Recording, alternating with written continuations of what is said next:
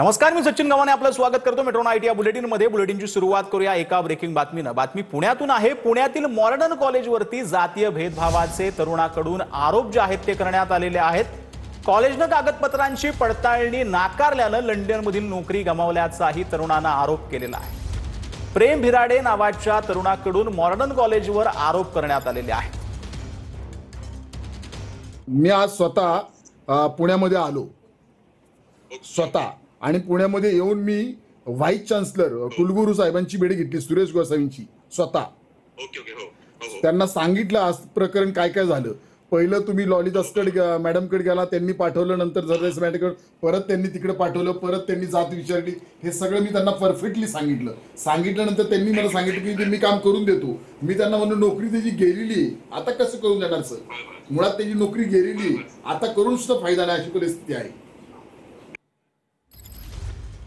तर या संपूर्ण प्रकरणावरती माहिती देण्यासाठी आपल्या सोबत आपले पुण्यातील प्रतिनिधी प्रदीप कापसे जोडले गेलेले आहेत। प्रदीप, या नक्की तरुणाचं प्रकरण काय आहे, काय घडलेलं आहे आणि मॉडर्न कॉलेजवरती काय आरोप लावण्यात आले? सचिन, प्रेम बिराडे नावाचा जो तरुण होता की ज्याला लंडन मधल्या एका कंपनीमध्ये नोकरी लागणार होती आणि त्या कंपनीनं या तरुणाचं शिफारस पडताळणी प्रमाणपत्र जे आहे ते जवळपास 5 वर्षांचं मागितलेलं होतं।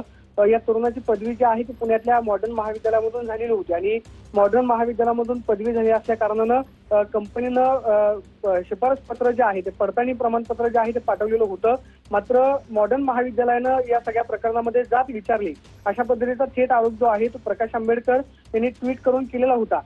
जाती भेदामुळे या तरुणाला शिफारस पडताळणी प्रमाणपत्र जे आहे ते लवकरात लवकर मिळालं नाही आणि त्याचा फटका म्हणून त्याला लंडन मधल्या नोकरीसाठी मुकावं लागला अशा पद्धतीचा थेट आरोप जो आहे तो प्रकाश आंबेडकर यांनी ट्विट करून केलेला होता। या सगळ्या प्रकरणाच्या अनुषंगानं प्रेम बिराडे यांना सुद्धा एक व्हिडिओ जो आहे तो सोशल मीडियावरती व्हायरल केलेला आहे। त्याचा स्पष्टपणे मॉडर्न महाविद्यालयावरती आरोप आहे की महाविद्यालयानं मला प्रमाणपत्र जे आहे ते वेळेत दिलं नाही, त्यामुळे मला या सगळ्या प्रक्रियेला जे आहे ते मुकावं लागलेला आहे।